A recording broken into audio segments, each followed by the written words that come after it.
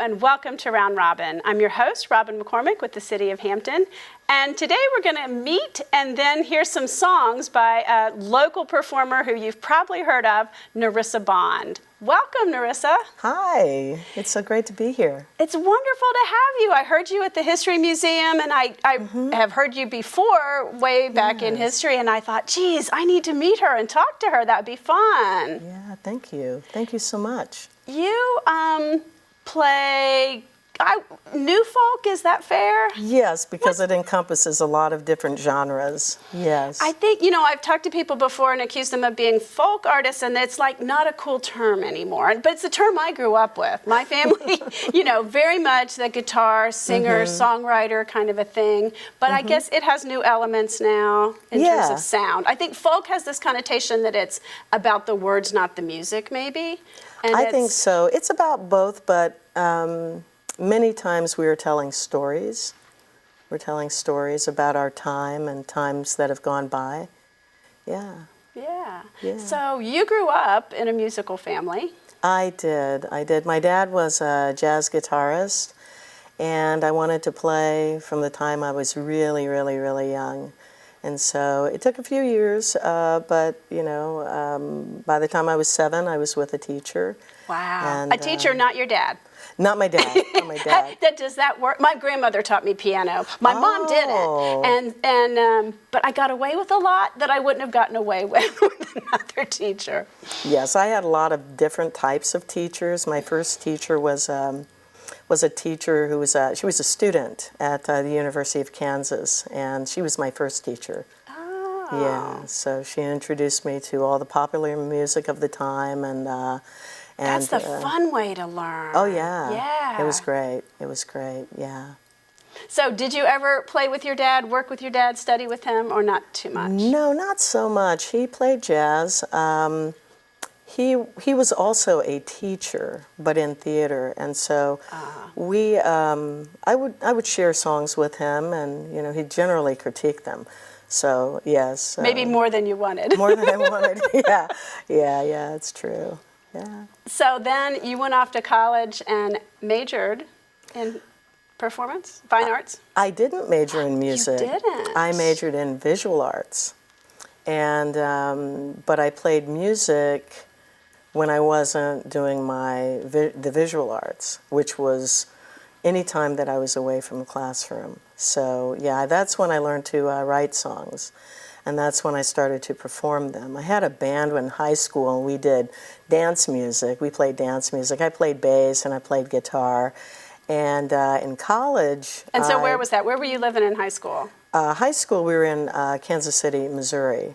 And then I went to school at the University of Kansas in Lawrence, Kansas. So not too far away, but that's when I started writing songs, yeah.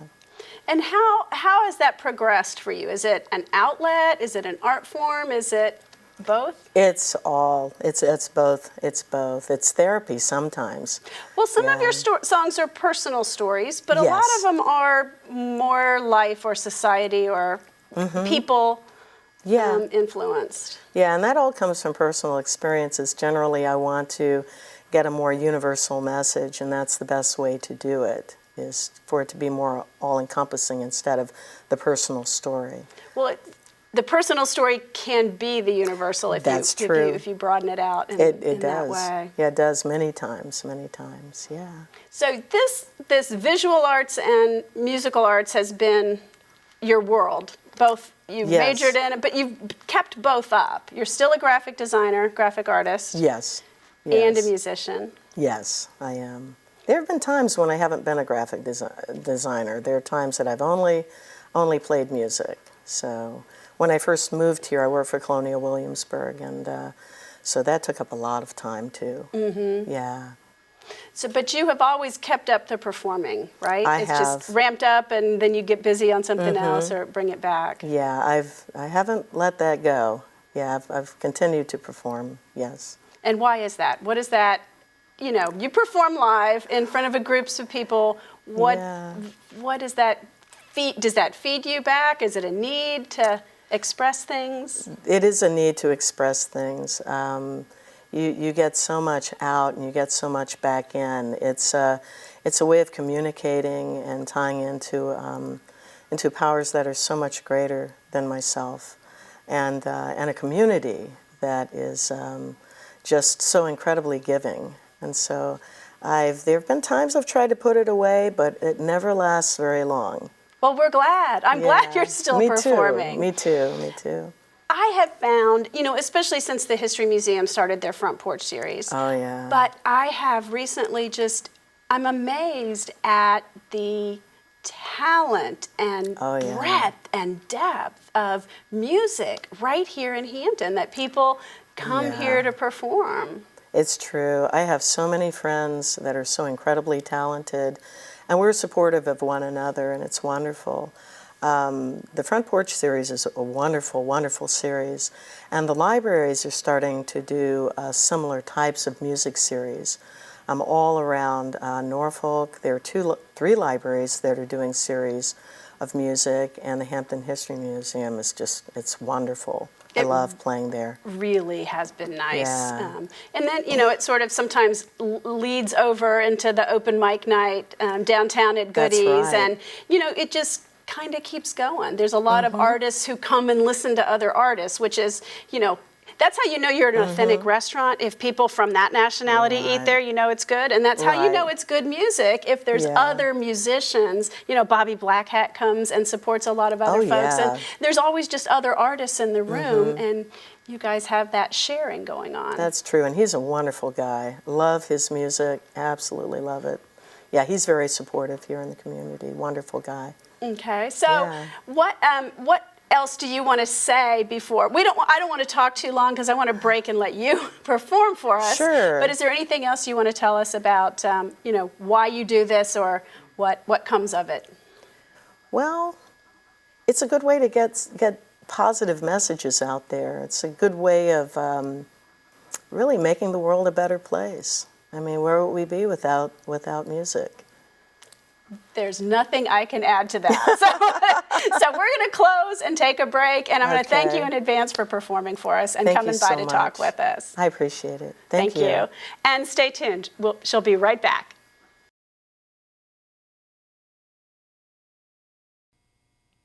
Hi, my name is Narissa Bond, and I'm going to do a song for you that I wrote for my niece named Malia. And this song is called Beyond the End of Time.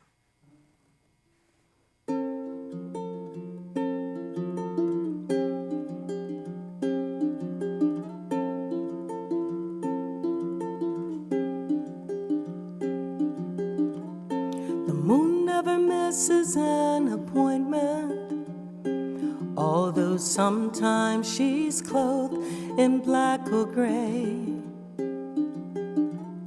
Stars shine in different colors, they're all beautiful just the same. We all come from magic cosmic dust, we're all perfect in our own way. Never speak ill of your blessings, never speak ill of yourself.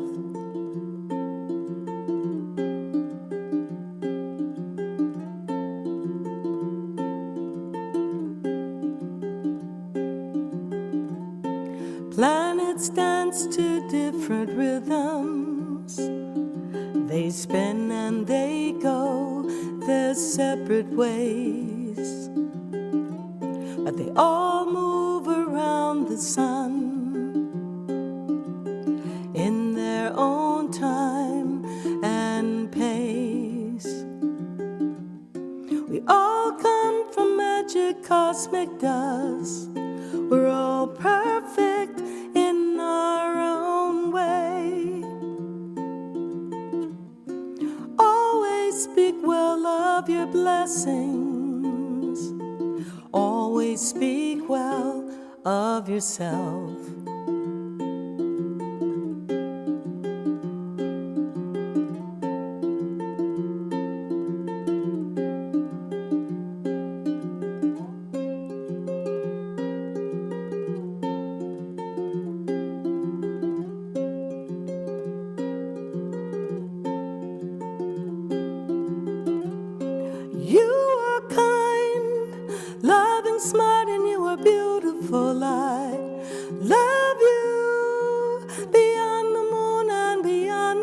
stars and through the universe. I love you beyond the end of time, and even longer still.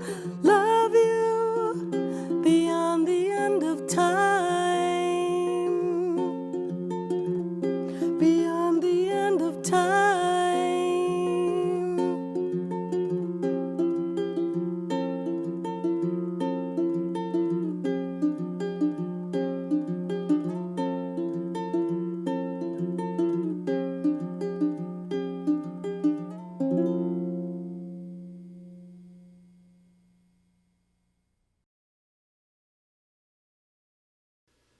This is a song I wrote for my grandfather, and this song is called Wishbone.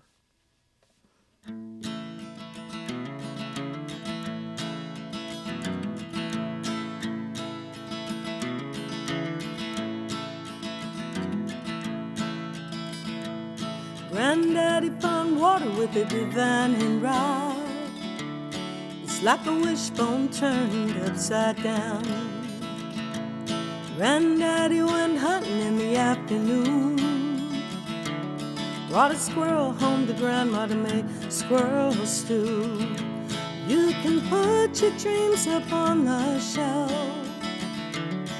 hold them closed, jarred, and tell nobody else. Or break the wishbones you've been saving, let your dreams fly free. Wishing bone.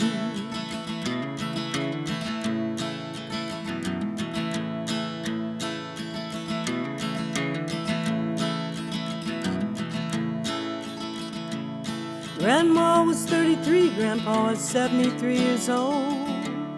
My mama was the last child they brought into this world. He said, cry when they're born and laugh when they go. For colored folks was a hard, hard road. You can put your dreams up on the shelf, hold them closed, jarred, and tell nobody else.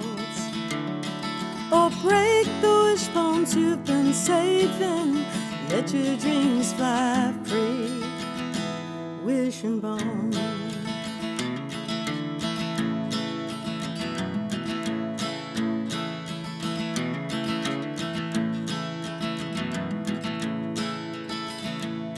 Granddaddy looked like a white man, but he never tried to pass. Some folks didn't understand.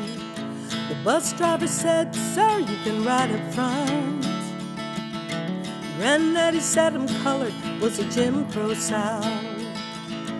You can put your dreams up on the shelf, hold them closed, jarred, and tell nobody else. Or break the wishbones you've been saving, let your dreams fly free. Wishing bone.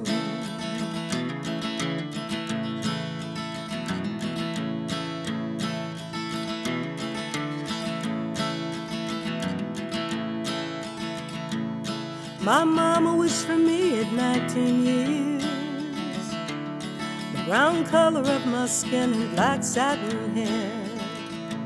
Granddaddy died a few years before I was born. I guess I'll meet him in heaven when my time comes. You can put your dreams up on the shelf,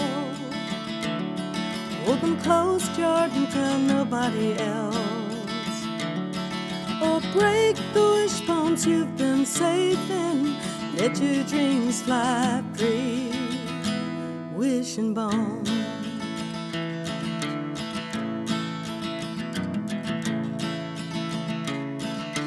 Mama drove down that dusty Lone Star Road, sister, brother, and I in tow, to a beautiful house he built with love, barely held together with memories, and the well where they drew water found through the divine wishing bone.